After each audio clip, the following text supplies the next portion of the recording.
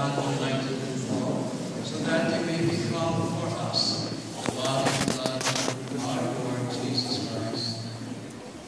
At the time he was betrayed and entered willingly into his passion, he took bread, and giving thanks broke it, and gave it to his disciples, saying, "Take this, all of you, and eat of it.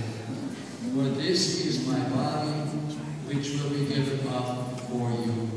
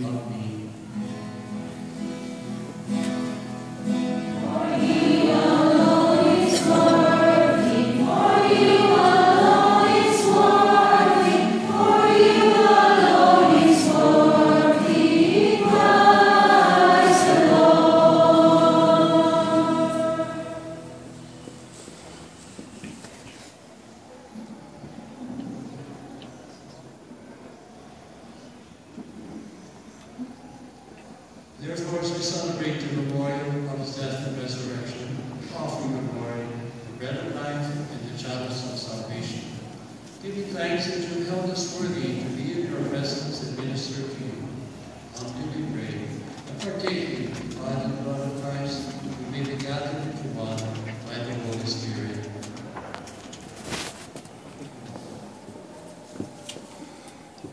Remember, Lord,